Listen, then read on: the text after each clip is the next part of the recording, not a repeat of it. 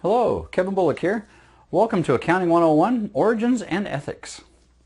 You know, it's really interesting. The double entry accounting system, the way that we have it today with the T accounts and the debits and the credits and journal entries and ledgers and what have you, closing entries, this has only been around for about 500 years or so, 600 years. The Italian merchants of the 1500s were the ones that started developing this system, and that's when it proliferated and really started being used more frequently. And in fact, an Italian monk by the name of Luca Pacioli is credited with documenting this double entry accounting system. Now, he didn't administer it, he didn't invent it, he didn't develop it, he was credited with documenting it. Now, why do we need accounting? Okay, bottom line, we need accounting to be able to maximize the resources of our business. We maximize our resources by helping to measure the performance of those resources. We measure them by producing financial statements. That's the byproduct of our accounting system. A very strong accounting system will have very good financial reporting. And the financial reports will allow decision makers to make better decisions regarding the business, whether making decisions about revenues or cutting expenses, going after target markets, or streamlining things. Maybe there's a division that isn't performing and they got to decide whether to cut bait or to keep fishing. Now, accounting can be defined as a systematic way to measure available resources in a business. Again, we kind of focus on the resources. We measure that. But we also control those resources with a good accounting system. Good internal controls will help to prevent the occurrence of fraud, which fraud has two components to it. There's two types of fraud. There's the misappropriation of assets, which is good old-fashioned stealing of money, or computer equipment or office supplies or things like that. There's also fraudulent financial reporting. And this can be very, very damaging. We will talk about a few companies where there were billions of dollars, millions of dollars of damages in covering up and misreporting billions of dollars there. How can we use accounting? Who uses accounting?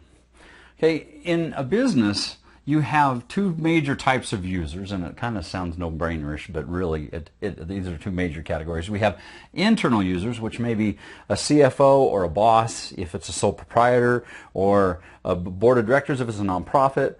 Depending on the corporate structure, you may have board of directors or managers or department heads. It all depends on how your business is organized or your clients are organized.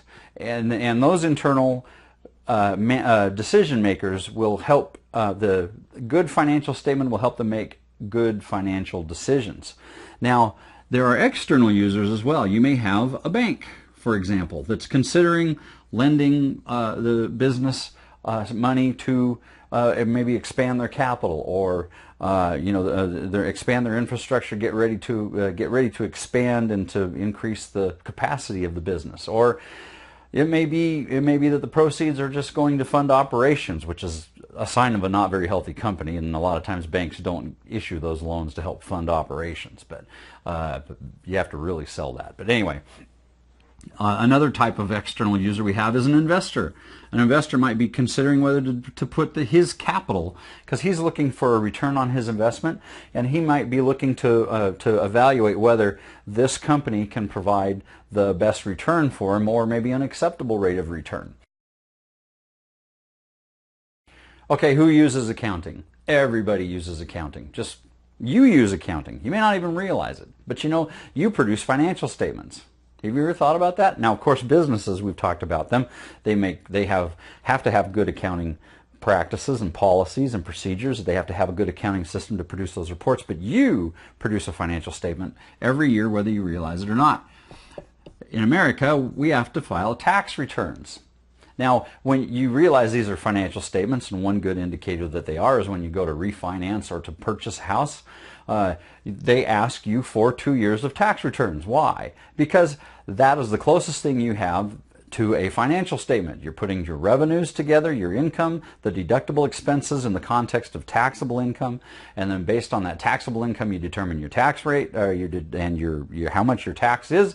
Based on that, you determine how much you paid in or didn't pay in, and then you calculate whether you get a refund or not. Well, really, what they're looking for is they're looking at the components of income and expenses, and so that's your financial statement.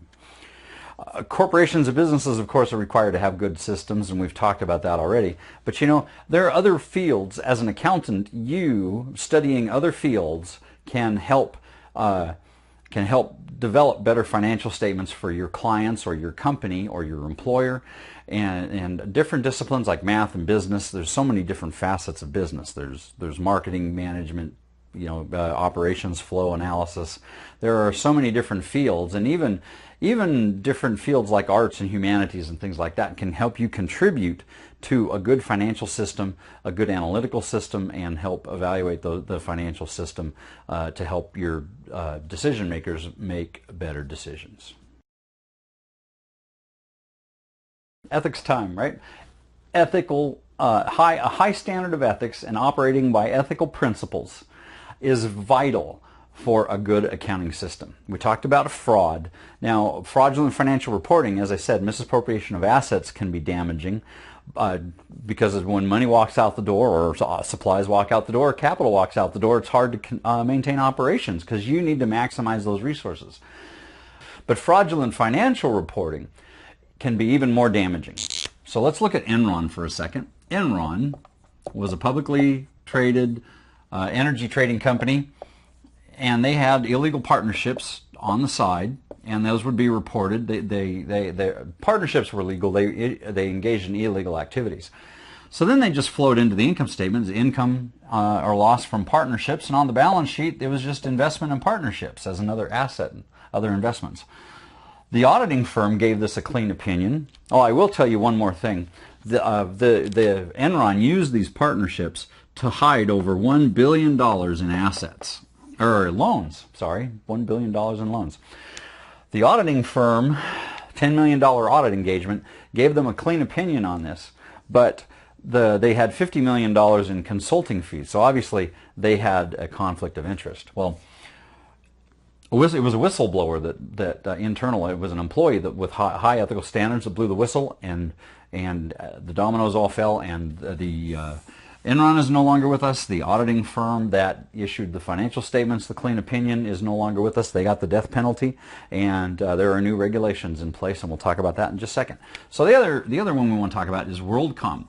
Now, WorldCom is a great example. They had to restate their earnings because they had issued $3.1 billion to the founding family, and they did not report it correctly in the financial statements. They tried to hide it. Or at least it looks like they tried to hide it. So the auditing firm, this was where the auditing firm caught it, made them restate their earnings, which again, $3.1 billion in loans to related party would have made a lot of investors make different decisions as to whether to invest in here. So class action lawsuit, millions of investor dollars lost, and WorldCom is no longer with us as well. Okay, so what we got out of those companies, there are other companies, many other examples like that, but what we got out of that was the Sarbanes-Oxley Act. Now, Senator Sarbanes and Senator Oxley sponsored this bill. Almost made that a Q. The Sarbanes-Oxley Act. The net result of this was that it increased the policing of the financial reporting systems, and it strives to create stronger internal controls and more attention to those internal controls to reduce the instances of fraud and misconduct in relation to fraudulent financial reporting.